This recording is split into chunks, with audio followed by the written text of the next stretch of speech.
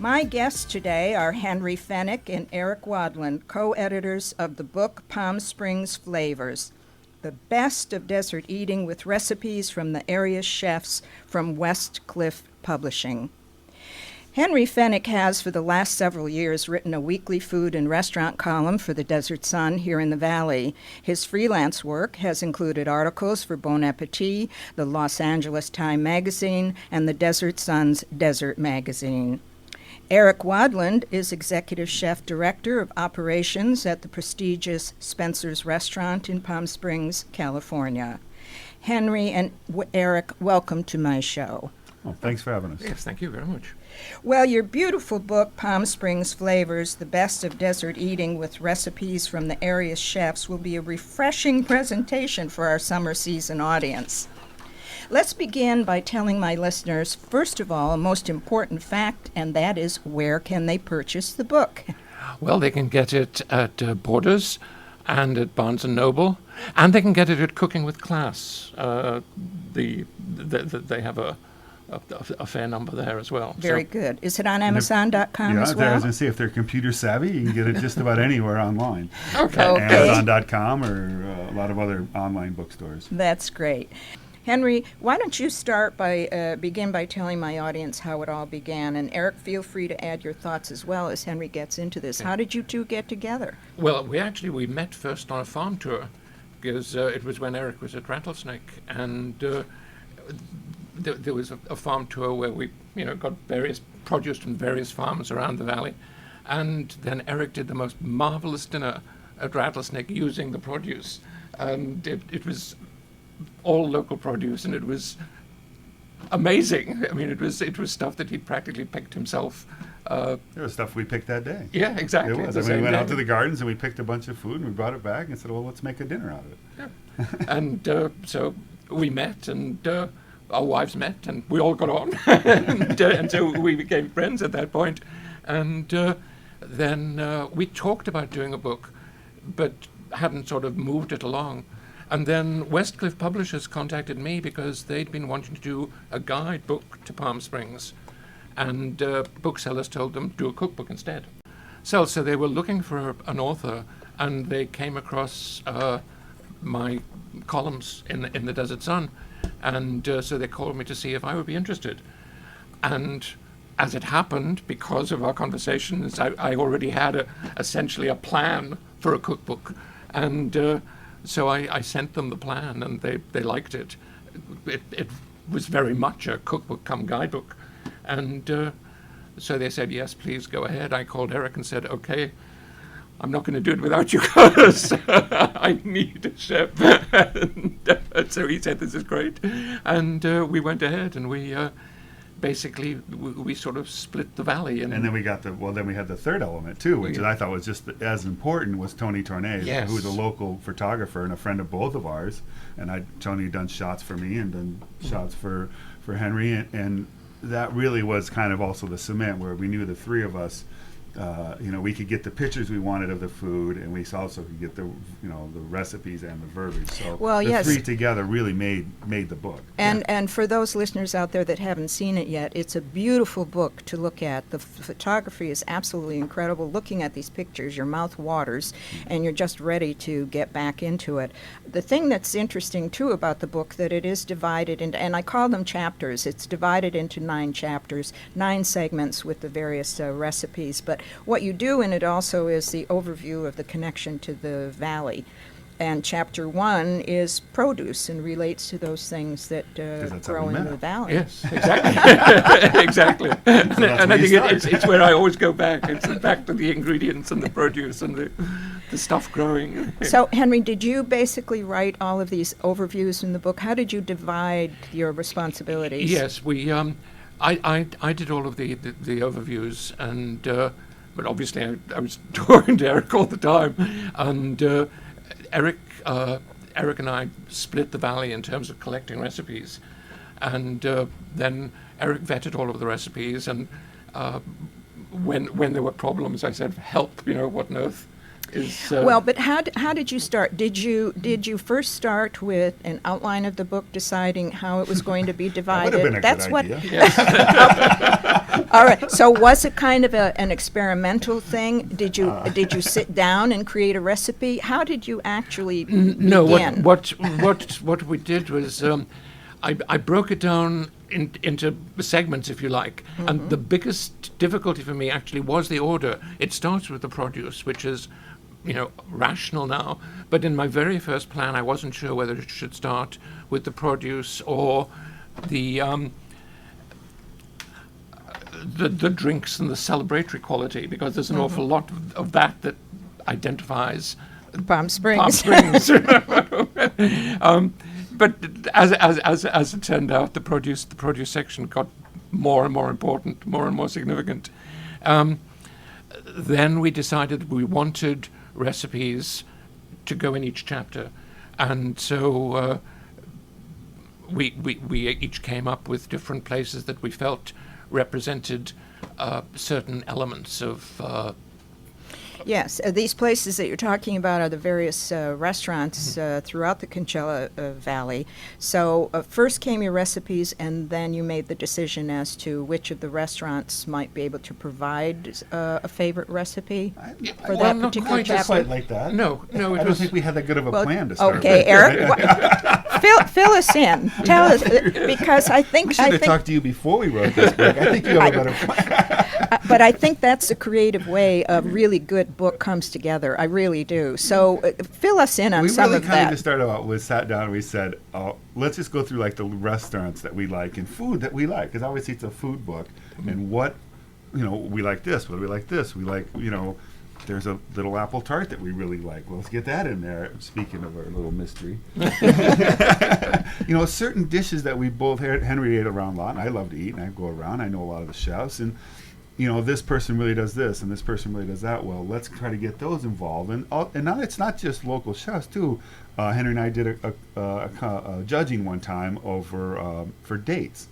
And this 16-year-old girl made this date cheesecake, which is unbelievable. That's got to be in there, because this is just I think I was a judge with the two of you at that one Yes, when you I got think that so, that's recipe. right. I Yes, remember and that, yes. we're going to talk about the date Yes. festival Yeah, in a and while. the dates, and we talked about what's important to the valley, and what is the valley, and what is it culinary-wise, and we also wanted to make sure that one of the things I wanted was a way for private restaurants and little restaurants to get published and to get some notoriety, because they can't write a cookbook. I mean, we didn't want to have any chains in the book, because if Ruth Chris wants to go out and write a book, they can certainly do it. So we try to avoid all that. We try to avoid any of the real big chains. Sometimes we put them in there just because. Some places that had a really strong local significance. Yeah, it was very unique. And we will get to that too. We we certainly didn't really want that. We really wanted more the flavor of the valley, which And I think are the independent restaurants. Yes, and you captured it beautifully. And Eric, that reminds me too, we were talking about the dates and the date festival, and you have a fantastic recipe in the book called Sea Scallops with Date Reduction. And dates, as you said, are our most famous product. The recipe is fantastic. Was that an entry into the date competition? We have a date competition here yearly, and it ended last month, and local chefs do enter a recipe in that, and then somebody wins. But this is not one of your entries, but a fabulous recipe. Paint a mouth-watering picture for us of this dish, because it's That absolutely actually was incredible. That wasn't one of my entries. I've never entered that into it, but I have had it at my restaurant. I have served that dish, but that actually we cooked it at my house one Yes, day. he created it especially I for the created book. it right in front of Henry for the book. I said I really want to do a date thing, and so I kind of thought about what I could do with dates, and so what I did, we seared scallops, and then I wanted my brother really loves tapioca. And so I thought, well, if I make this tapioca kind of like thing where it has all the characteristics of tapioca, but not tapioca, which we use Israeli couscous and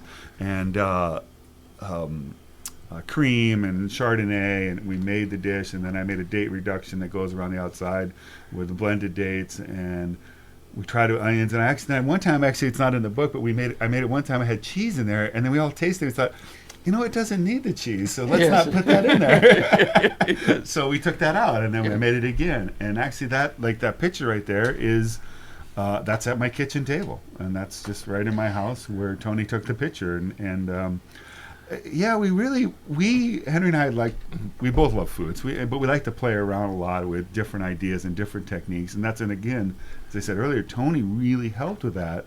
Is that Tony loves to take different shots. We just didn't want the book to look like food at a restaurant, food at a restaurant, food at a restaurant. We wanted to have some very unique shots and some very unique food. But we also wanted a lot of recipes that people could literally just make at home that weren't too hard. Well, there's certainly Some are very hard, though. Yes, I was going to say Don't follow. A some, couple of my recipes that I put in there are They all-day are. recipes. They're but some difficult. aren't. But a lot of people buy recipe books to read the recipes and look at the pictures, and people enjoy doing that. However, Henry has a wonderful little recipe in here for date and walnut custard, and that's one that I want to try myself. How did you come up with that one, Henry? I'm trying to remember why I did it, but I love dates, and I'd come across. I got the basic idea from a Middle Eastern cookbook, a Moroccan cookbook, and there were certain things about the Moroccan recipe that were a bit too. I knew they wouldn't fly with everybody. And so I just wanted to simplify it. So I adapted the recipe, and I took it and I added some concepts of my own. And I came up with what I thought was a really pleasant, cool, simple. Well, and I think you've succeeded, and it's the kind of dish that kids would like as well. Oh, absolutely. As well And as it's really good, adults. too. Yes. We made that at his house and tried Yes. it. Yeah, It was well- really, that's a good dish. Well, you guys had a lot of fun with all of we this did. And we creating. got to try a lot of good foods. That But- was a good one. Again, that's what making recipes are all about.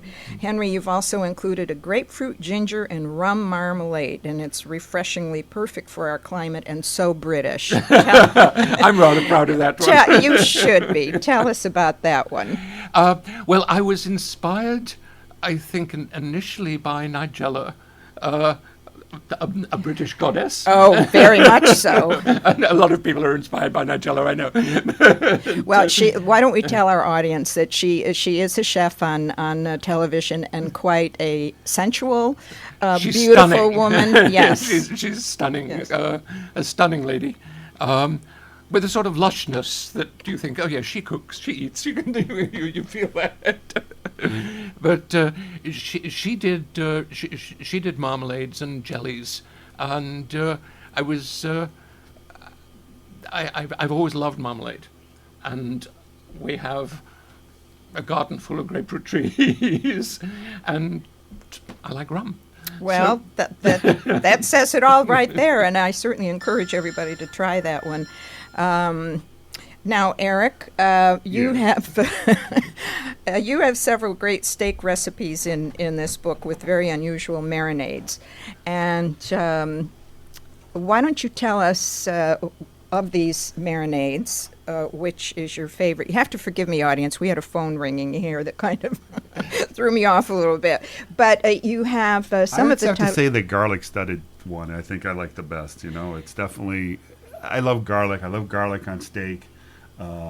So that to me is I make that one at home actually quite a bit. So. Well, that's my favorite. Well, and there's other recipes in here, again, for our audience that have fun names. Drunken steak, fiery ginger marinade, and as Eric mentioned, the garlic studded steak, Coachella steak rub. I'm really interested also in this cocoa espresso steak rub. Being a chocolate person myself, I'm sure that's very interesting. Grab the phone away from me. This is Jacqueline Bachar, and we're talking with good. Henry Fenwick and Eric Wadlund about their cookbook. So certainly, again, I would encourage. This is summer season, steak season. Great for people to go on and make their local. Pick up a nice steak and grab one of Eric's marinades and make it. Henry, the British, again, we're talking about your jams and jellies, and you've created another fabulous one called tequila tequila desert sunrise jelly. I'm sure you had a great time experimenting with that one. Oh, yes, indeed. Well, it all started... It all started with 2 bottles of tequila. No, no, I'm just kidding. I could say it started with Nigella again. Well, we've covered Nigella, so let's go on to the... No, I had a disaster once. A friend of mine came to dinner, and I made her a vodka gimlet jelly.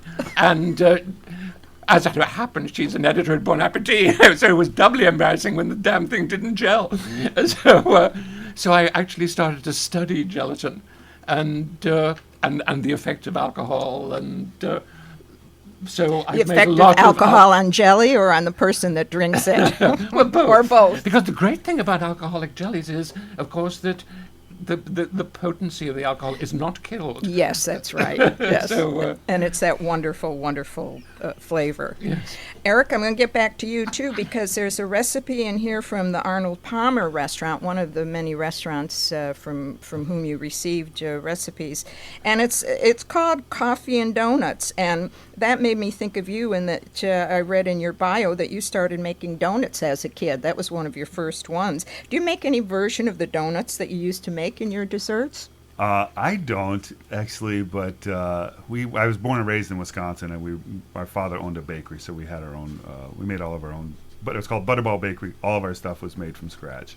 No, I'd like to though. I love donuts. Oh, you should. Well, I know there's a lot of really great donuts that you could make, and this particular recipe has got donuts with coffee ice cream. Coffee ice. That's a really good. Much Brent's a better very could good it be? chef from Arnold Palmer's, and that's a great recipe. Actually, I like that one a lot. Well, and we want people to buy this book so that they can see the recipes and the restaurants that have contributed to it. And thank you so much for being here. Eric, you want to say a farewell? Oh, same thing. Thank you, everybody. I mean, it's a great book for anybody to buy, because even if you're not a chef, or if you're just here on vacation and you get it, and you go home, it gives you good memories. You can look at it. It's a coffee table style book, so you can leave it out and look at it from time to time. Remember your trip to Palm Springs. There's, that was part of the reason for doing it too. It's It a sure good kind is. of memory book. And again, thank you so much Thank for you being for having here. us. Thank you. I'll see you boys again, and behave, but have fun. And now I'm going to introduce. All right, off to the tequila tasting.